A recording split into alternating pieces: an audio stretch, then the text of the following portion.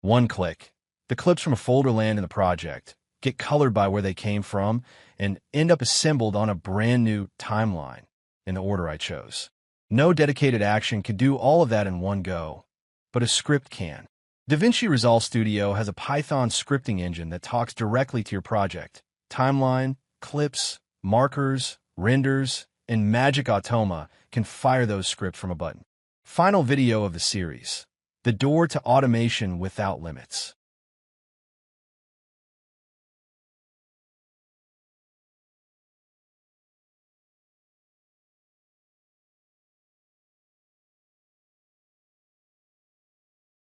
One real requirement: DaVinci Resolve Studio, the paid edition. The free one doesn't let external scripts connect, so the system simply can't work there. To tell Magic Automa, I open the Applications menu, DaVinci Resolve, Settings.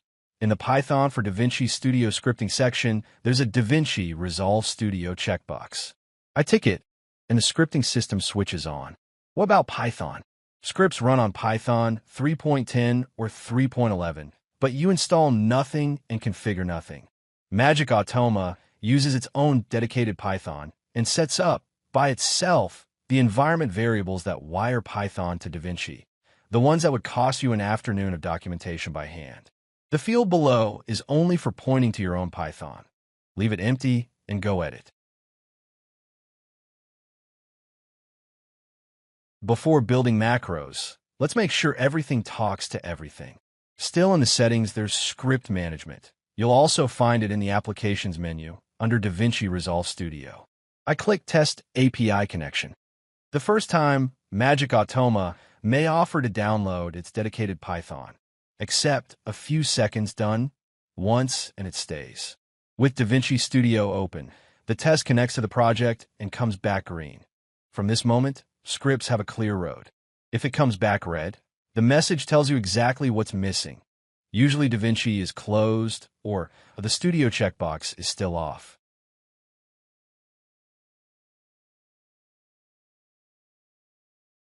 First macro, test info. Scripts live in your documents, inside Magic Automa's DaVinci script folder, and a few ready-made examples are already there, installed with the app. In the macro, I add the DaVinci script action and pick DaVinci test info. Since it's in the standard folder, the file name alone is enough. For scripts elsewhere, you can always use the full path. I run it, and the Magic Automa log receives the project's ID card. Name, how many timelines, frame rate and resolution of the active one, how many clips in the media pool, the open page. It's the perfect starter script. It touches nothing, but it proves the channel works, and it shows you that whatever a script prints ends up in the log, ready for debugging.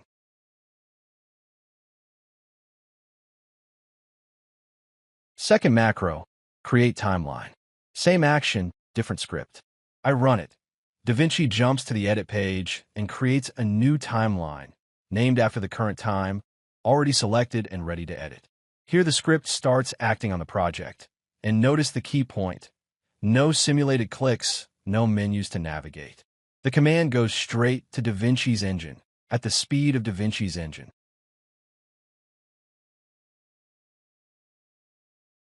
And now the showpiece, script import media. This script takes arguments, values the macro hands over at launch, written in the actions JSON box, and passed in the order you write them. The first is the media folder. The second is how clips are sorted on the timeline, by name, by duration, by creation or modification date. I pick date modified, the order the clips were last modified in. I run it and watch the sequence. The folder's clips get imported into the media pool.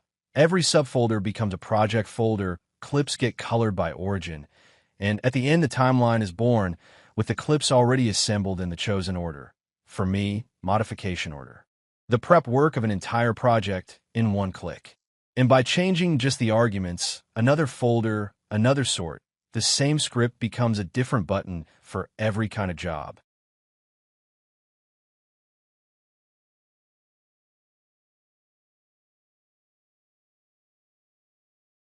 And with that, the DaVinci series is complete. commands and pages, precision trimming, the whole inspector, context menus, and the menu bar, effects, LUTs, and stabilization, the UI control master key, and now scripts. Every move you use to repeat by hand has a button. The journey continues. In the next series, we step outside DaVinci. More apps, then the advanced features from browser automation to AI inside your macros. The playlist is below. See you there.